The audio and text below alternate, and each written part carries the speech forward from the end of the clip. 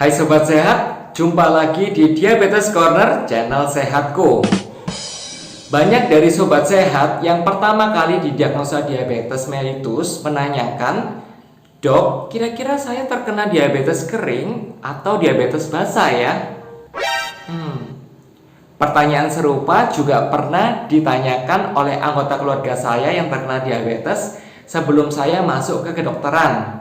Dan hal ini terus menggelitik saya untuk mencari tahu tentang pembagian diabetes mellitus melalui berbagai sumber seperti textbook, artikel, dan literatur. Ternyata secara resmi diabetes mellitus dibagi menjadi 4 jenis, bukan 2, dan bukan diabetes kering dan diabetes basah. Kira-kira apa aja ya pembagiannya?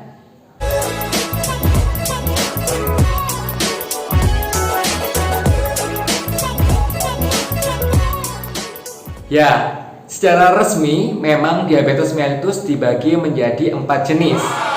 Jenis yang pertama adalah diabetes mellitus tipe 1 atau insulin dependent diabetes mellitus, di mana pada penderita diabetes mellitus tipe 1 ini terjadi kerusakan dari sel beta pankreas sehingga tidak dapat menghasilkan insulin, yang mengharuskan penderita diabetes mellitus tipe 1 ini mendapatkan pengobatan insulin seumur hidupnya. Oh, no. Jenis yang kedua adalah diabetes mellitus tipe 2 atau non-insulin dependent diabetes mellitus, di mana pada diabetes mellitus tipe 2 ini terjadi gangguan fungsi dan jumlah dari insulin yang dihasilkan oleh tubuh sehingga kadar gula dalam darah akan meningkat. Pada diabetes mellitus tipe 2 ini dapat dikontrol dengan gaya hidup sehat dan obat-obatan diabetes lainnya. Tidak harus dengan menggunakan insulin. Tetapi apabila dengan menggunakan gaya hidup sehat dan obat-obatan diabetes tidak dapat mengontrol kadar gula darah, mau tidak mau harus menggunakan insulin ya. Jenis yang ketiga adalah diabetes mellitus gestasional atau kencing manis yang terjadi saat kehamilan. Hati-hati ya untuk sobat sehat yang menderita diabetes mellitus gestasional, karena diabetes dapat hilang atau menetap setelah melahirkan. Jadi tetap kontrol kadar gula darah setelah melahirkan. Jenis yang keempat adalah diabetes mellitus tipe lain, di mana diabetes mellitus terjadi bisa karena kecacatan genetik dari sel beta pankreas dan fungsi insulin, atau ketidakseimbangan hormonal, atau penyakit eksokrin pankreas, atau disebabkan karena obat-obatan atau zat kimia, atau infeksi, atau penyakit genetik lain yang berkaitan dengan diabetes mellitus. Dan untuk pembagian diabetes kering dan basah itu merupakan klasifikasi atau pembagian diabetes mellitus yang tidak resmi. Tapi karena sudah beredar luas di masyarakat awam, saya akan menjelaskan sedikit tentang diabetes kering dan diabetes basah. Diabetes kering dan basah biasanya ditentukan berdasarkan dari luka yang dialami oleh penderita diabetes.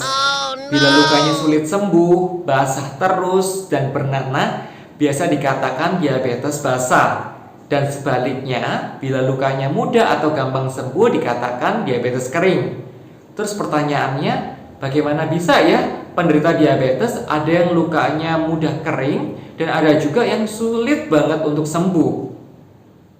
Cepat tidaknya penyembuhan luka penderita diabetes mellitus tergantung dari banyak faktor. Di antaranya adalah pembuluh darah arteri, persyarafan, dan daya tahan tubuh penderita diabetes mellitus itu sendiri. Bila luka susah sembuh, ada masalah pada faktor-faktor tersebut. Karena ketika kadar gula darah terus meningkat, lama-lama pembuluh darah arteri akan mengeras dan menyempit, yang menyebabkan aliran darah yang membawa oksigen dan nutrisi untuk penyembuhan luka terhambat, yang menyebabkan luka menjadi susah sembuh. Oh, no. Ketika kadar gula darah terus meningkat juga akan merusak saraf atau dikatakan neuropati, yang menyebabkan daerah luka menjadi mati rasa, yang apabila tidak hati-hati hati-hati dijaga lukanya, akan terjadi gesekan dan akan memperparah luka yang ada. Faktor yang ketiga adalah daya tahan tubuh. Pada pasien diabetes mellitus yang tidak terkontrol, daya tahan tubuh cenderung lemah, yang meningkatkan resiko untuk terjadinya infeksi pada luka. Wow. Demikian klasifikasi atau pembagian resmi dari diabetes mellitus dan penjelasan singkat tentang diabetes kering dan basah. Ingat ya, diabetes mellitus dibagi menjadi 4 tipe tadi, bukan diabetes kering dan basah. Demikian video kita kali ini, sampai jumpa di video kita berikutnya. God bless!